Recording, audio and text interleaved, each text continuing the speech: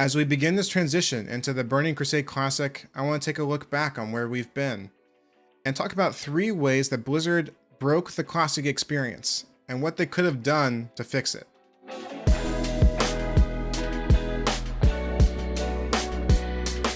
There was a post a couple days ago on the Classic WoW subreddit called "It's Not Them, It's Us" that laid a lot of the issues that Classic has been plagued with on us, the players, rather than blaming Blizzard for not dealing with it.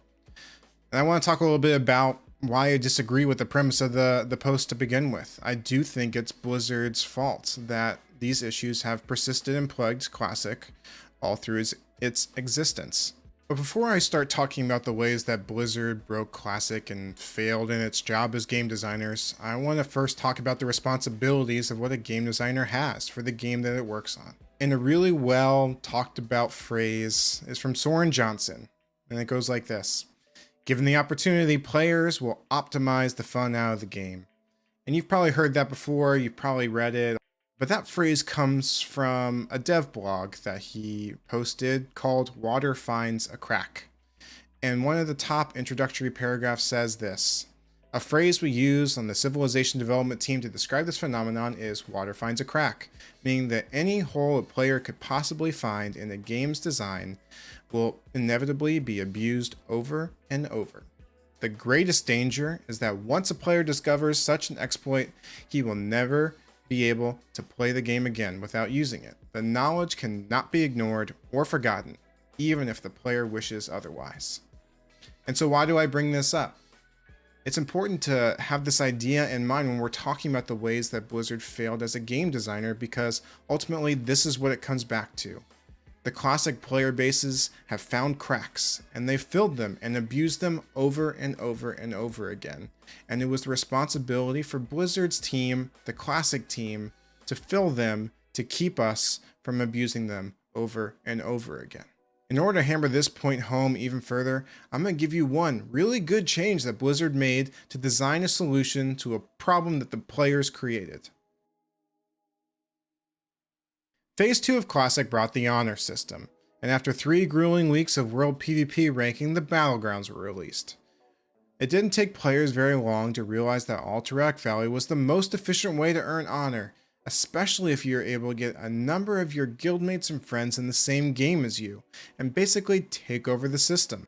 From there, the Alliance realized that they could assemble cross-server and gather into discords where they could have a bot count down from 5, 4, 3, 2, 1, everybody queues at the same time, and then organize and shuffle themselves in different Discord voice channels based on what game they got together. It wasn't uncommon to see 30, 35, even a full 40-man team made up of people sitting in the same Discord but across multiple different servers. These Discord servers warped the way that the ranking system works so much that Blizzard stepped in. They implemented a few changes to the Alterac Valley queuing system that basically disrupted the entire Discord operation. Once this was disrupted, players moved to Warsong Gulch and organized themselves into teams of 9 people plus 1 sacrificial lamb. They would send this 1 sacrificial lamb to a new Warsong Gulch game. They would see the opposing side if they were a pre-made or were they not. And if they were pre-made, the 9 people in the group would drop their queue, and pugs would then fill the rest of the spots, and they would get slaughtered by the opposite team pre-made, while the guys who were ranking in their 9-man team kept on finding pugs over and over and over again. Blizzard stepped in and made a really smart change. You could no longer see the opposing side's makeup until all 10 people on your side had joined the game. This kept the sacrificial lamb from being able to see the opposing side and forced all the people in the queue to take the game before they knew if they were facing a pre-made or not. Players had created systems to abuse the way that the game operated, and Blizzard targeted really smart changes to disrupt the abuse. And it worked. Some of the best times I had in all of Classic were after these changes were implemented, and I was playing in Warsong Gulch with my guilds pre-made, and we were having some awesome pre-made versus pre-made games. I will have those memories forever, in part because Blizzard made really smart changes that take away the abuses. And with that said, it's now time to talk about the 3 ways that Blizzard broke the Classic experience by failing to step in and saving the players from themselves. Number 1, gold buying. Saying gold buying instead of gold selling or bots or something associated with that might be a controversial stance, but the Blizzard TOS very explicitly forbids players from purchasing gold, weapons, items of any sort using real-life money, and says they will result in immediate permanent ban on the accounts.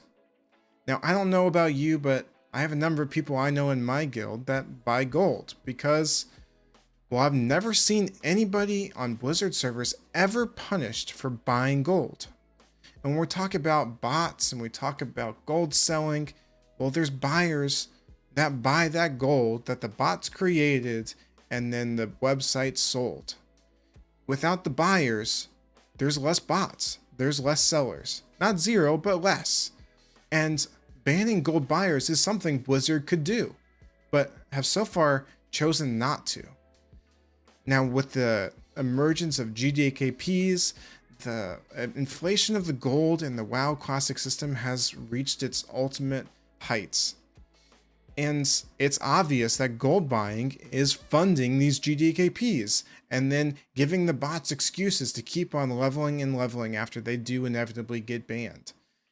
It's something that Blizzard hasn't handled at all, just completely ignored, and it's to the game's detriment. So we go back to this premise. Is it the player's fault for buying gold and kind of wrecking the game system, or is it Blizzard's fault? Well, obviously it's both, but the ultimate responsibility lies with Blizzard because it's their terms of service that they're not upholding and holding players accountable to when they're ruining the experience for other players. It's an MMO after all. My actions and my experiences can affect yours and probably should affect yours.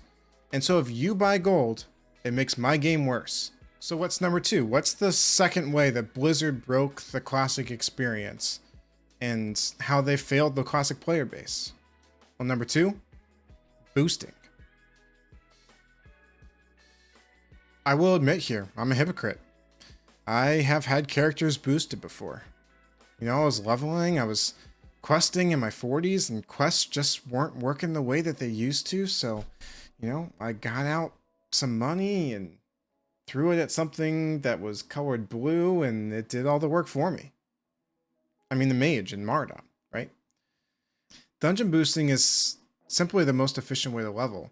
Starting at level 15 on Alliance, you can just sit AFK in Stockade, Scarlet Monastery, Mardon, eventually in Zul'Gurub, and just AFK the entire time while a mage does all the work for you. Just AFK and play Hearthstone, I guess. But really, it's robbed the world of its players. It's not the world of Warcraft, it's the world of sit AFK in an instance while a mage does all the work. It's not really what the game was designed to do. And if we transported the original vanilla devs into today's world, they would have nerfed it. I mean, they implemented things like 5 instance caps in an hour because players were abusing instances, and they wanted players to be forced back into the world to compete for the resources. That's what makes an MMO, not sitting in a little swirly portal the entire time.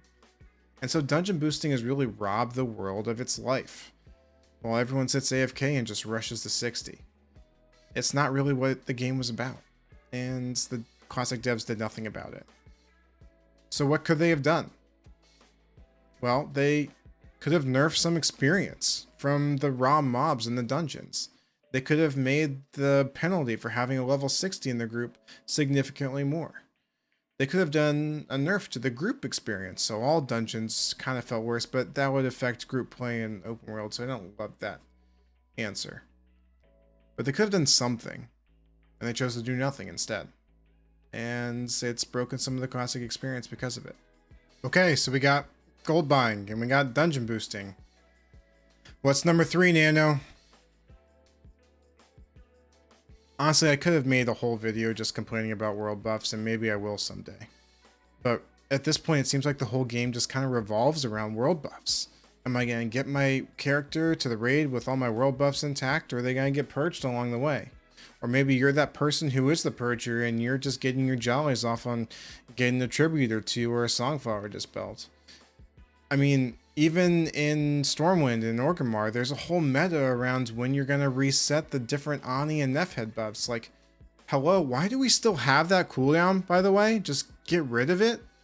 Now, Blizzard is finally starting to do something about the world buff meta, 18 months practically after the game has been released, with this new Chrono Boon Displacer, which allows you to take a snapshot of your buffs and their current durations and store them until you get into raids. Well, I mean, that's better than what we currently have right now, but why did it take you 18 months to finally come up with a solution? And the great irony is that in this great announcement of finally they found a solution for world buffs, they had to put this line about not waiting idly by to fix the problem. We're 18 months into Classic and TBC is on the doorstep, essentially. And now you're finally talking about it and patting yourself on the back. It's not a good look. The saddest part for me is that this was really predictable. Take a look at this. I'm going to leak this email that I sent to Ian Hazzikostas, the game director for World of Warcraft. Now, I don't know how much Ian has to do with Classic or how much he did have to do with Classic, but this was shortly after the Classic beta demo at BlizzCon in 2018, almost a full year before WoW Classic even releases. And I talk about world buffs.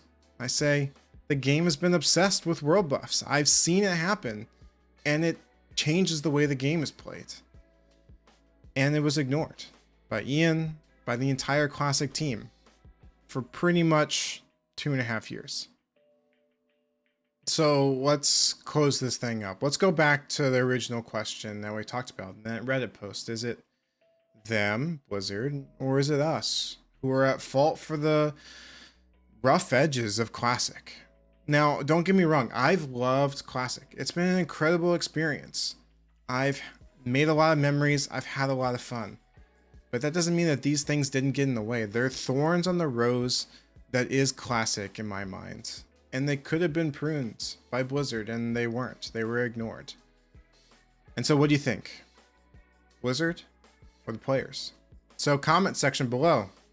Blizzard, players, who was the main culprit in the issues that Classic faced? And let me know how your Classic experience was. Was it like mine? Was it great, but with a few issues? Was it smooth sailing, or did you quit in phase 2 because you couldn't make it to BRM? Let me know. I'm Nano. Remember to like and subscribe, and I'll see you in the next one.